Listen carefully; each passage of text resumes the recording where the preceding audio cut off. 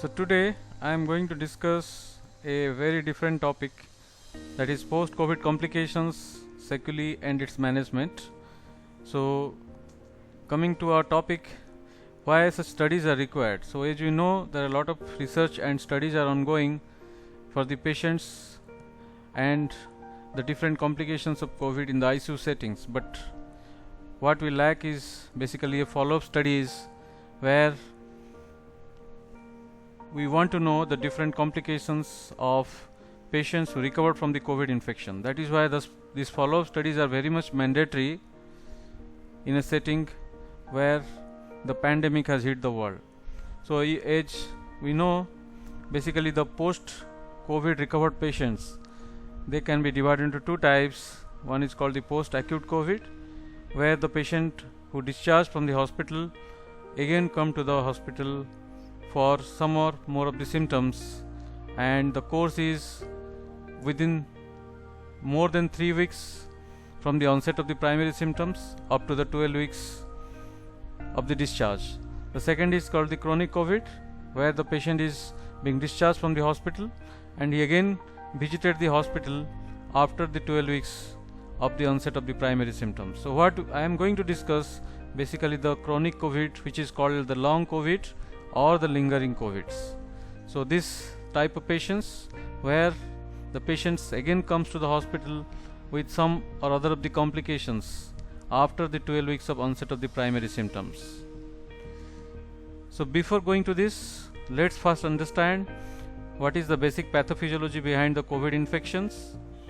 As we know, the COVID virus, it primarily infects the lung epithelium. The virus attached to the ACE2 inhibitors receptors in the respiratory epithelium, and this cause the viral endocytosis and production of the new virus, and simultaneously activation of the immune system. So there is a immune cell activation, and as a result of which there are a lot of cytokines and chemokines are being released into the circulation. So the primary phase, which is called the phase of the viremia, where initially the virus get entry inside the cell by infecting or by attaching to the ACE2 bearing cells. It lasts for almost for a week, and after that the second phase, which is basically due to the release of lot of cytokines and the chemokines which cause the organ damage. This phase is called the phase 2 or the phase of the inflammatory response. This phase starts after a period of a week, and it almost lasts for a period of 2 to 3 weeks. Mostly this phase is last for a longer than a week. And the third phase, where because of the hyperinflammation, lot of cytokines being released into the circulation and the patient goes into the delayed cytokine storm. This phase starts after a period of 2 weeks, and it almost lasts for a period of 3 to 4 weeks. So this is called the phase 3, where either there is a resolution of the disease or the patient can go into severe disease or severe COVID, and ultimately there is a mortality. Okay, so these three phases, the initial phase is called the phase of viremia, the second phase which is called the phase of inflammatory response, and the third phase is called the delayed cytokine storm. All these phases are very, very important. So it has been found that patients who recovered from the phase of the viremia and goes into the phase of inflammatory response, or patients who go into the phase of severe hyperinflammation syndrome, these patients usually have a lot of post-COVID sequelae. So more is the time of admission in the ICU, more is the post-COVID sequelae, and in those patients they again have a repeated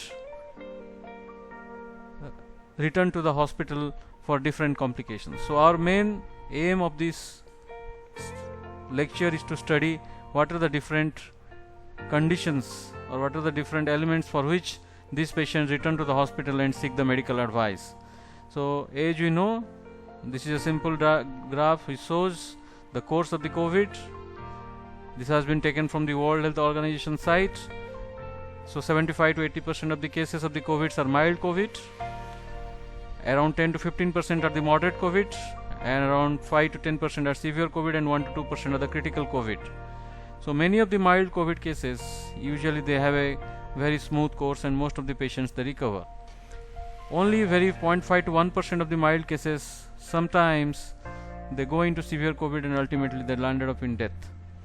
Whereas many of the moderate cases of the COVID, usually they recover, and very few cases there is a mortality. Similarly, in a patients who has suffering from severe COVID or critical COVID, around 20 to 30% of cases the mortality is the ultimate result. So, and these are the patients. So these are the patients which ultimately land up in post-COVID sequelae if they recover from the primary infection. So this is a data from the CDC which shows that who are the patient profile, basically who get more infections, and there is a increased chance of hospitalization and increased chance of death. So it is clearly seen that from the age group 20 to 30 up to the age group 80 to 90 years, the more is the age, there is a more is the chance of hospitalization and more is the chance of the mortality. So almost the mortality is in the figure of 630 times, where the age is more than 80 years. So coming to the different medical conditions which pose the patient at risk, as per the CDC, the strongest and the most consistent evidence out of this medical evidence is the cancer, the solid cancers, or the primarily the cancer patients who suffer from the COVID has the highest chance of getting complicated and go into the post-COVID sequelae if they recover. Other conditions like chronic kidney disease, like COPD or chronic obstructive pulmonary disease, some of the heart conditions like congestive heart failure, the coronary artery disease, the cardiomyopathies, such patients usually if they have COVID, the course is prolonged and they usually have post-COVID sequelae. Patients of immunocompromised state who has already undergone any solid organ transplant, who is receiving chemotherapy for the solid organ transplant, they are on the very high risk category of getting into severe COVID infections and the post-COVID sequelae. Any obesity of body mass index more than 40 or between 30 to 40 is a high risk conditions where the patient is having a very high chance of going into severe COVID. The other premorbid conditions like pregnancy, sickle cell disease, smoking, or type 2 diabetes mellitus, these are the few conditions where if the patient has, they have a very high chance of going into post-COVID sequelae if they recover. The other probable medical conditions where there is a very limited evidence, or you can say the mixed and limited evidence, are the bronchial asthma, mild to or moderate to severe variety, the cerebrovascular accident, the hypertension, lung conditions like cystic fibrosis, any immunocompromised host who has undergone any blood and marrow transplant. There also the data is very limited, but sometimes these patients can go into very severe COVID or post-COVID sequelae.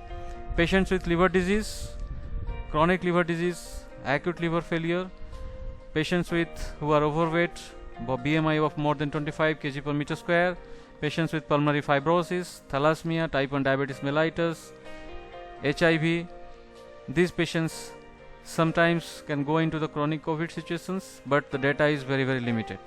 Similarly, in case of children, sometimes they can go into multi-system inflammatory syndrome, but as such, children with COVID usually show a very slow and indolent course. So if we see the different conditions, we can divide the complication of the COVID into two types, or post-COVID sequelae into two types. One is called the life-threatening sequelae, second is called the non-life-threatening sequelae. So life-threatening sequelae is the more dangerous conditions where the patient after recover from the COVID again present to the physician with some or more of the complications in the form of myocarditis, lung fibrosis, autonomic dysfunction, sometimes neurological complications like Guillain-Barré syndrome, complications like acute kidney injury, neuropsychiatric manifestations, multi-system inflammatory syndrome in adults, and sometimes the life-threatening sequelae can also manifest in the form of neurological issues like polyneuropathy. If the patient has a prolonged stay in the ICU, the neurological sequelae like your CIM or CIN or critical illness neuropathy or critical illness myopathy is also very common. The others major complications or major sequelae which actually worries a physician is the thrombotic complications like stroke, pulmonary embolism, myocardial infarction and deep vein thrombosis. So if we classify as systematic wise, so it's the pulmonary complications, it's the cardiovascular complications and it's the neurological complications which is more and more severe. So and if you see the non-life threatening complications or non-life threatening sequelae, so most of them are non-specific like fatigability, chest pain, joint pain, shortness of breath, something called as brain fog where the patient is very confused, inability to take any decisions in the post-COVID symptoms or post-COVID sequelae. There can be mild to moderate to severe depressions. Patient can suffer from non-specific myalgia, muscle pain, headache, sleep disturbances or insomnia. There can be intermittent fever, palpitations and skin rashes. The skin rashes can be in the acral part or it can be on the central part. So these are the non-life threatening sequelae, but sometimes it troubles a lot for a patient. So if you see this data, basically this is a multi-state phone study carried in the United States of America. The symptoms which they have most commonly encountered in the patients of post-COVID discharged, the post-COVID patient who are discharged from the hospital, is most of the symptoms are in the form of fatigue, cough, congestion, shortness of breath, loss of taste or smell, headache, body ache, diarrhea, nausea, chest or abdominal pain and confusion. So coming to the pathophysiology, why such post-COVID sequelae happens, basically why this is very common. So there are 4 pathophysiological analysis to this disease. One is called the cytokine knock-on, second is called the thrombosis, third is called the gut inflammation and fourth is called the residual virus infection. So first and foremost is the cytokine knock-on. So basically we know the cytokines which is released from the patient who are suffering from the COVID, they persist sometimes for the weeks, sometimes for the days, and something called as delayed cytokine response. So which can also observe in a patient more than 2 to 3 weeks, sometimes up to a period of 4 to 6 weeks also. So these cytokines are nothing but these are the chemical mediators which causes the organ damage. So because of this, sometimes even after the recovery the patient have delayed organ dysfunction. So the delayed organ dysfunction or post-COVID sequelae is attributed to the cytokine knock-on. Second is called the thrombosis. As we know, the COVID-19 infection itself is a very highly thrombogenic state. So this is basically because of the endothelial dysfunction. So the endothelial dysfunction, the stasis of the blood and the hypercoagulability in the COVID, it prones the patient for the thrombosis. So the thrombosis can be in the any vessels, it can be the arterial thrombosis or it can be the venous thrombosis. So this thrombosis in the microvessels, the microcapillaries and the microvenules leads to multiple organ dysfunctions. They can manifest in the form of cerebral thrombosis, it can be in the form of deep vein thrombosis, it can be in the form of pulmonary embolism, it can be in the form of myocardial infarction. So this thrombosis is a very much contributory factor which sometimes can be observed in a patient up to 1 month. In a very high risk patient who discharged from the hospital, the thrombosis can persist up to a period of 3 to 4 months also. Third is the gut inflammation. So the gut inflammation is nothing because of the COVID infection, sometimes the friendly bacteria inside the intestinal tract, they get damaged and they get infected, they get their colony get reduced, and because of that lot of toxic substances are being released into the circulation, absorbed into the circulations. So these are also the contributory factor for the post-COVID symptoms. Last but not the least, the studies have not proven it, but sometimes because of the residual virus infection, the residual virus can be isolated from one's body up to a period of 37 days. So this residual virus infection sometimes also can be contributory factor for the delayed COVID sequelae.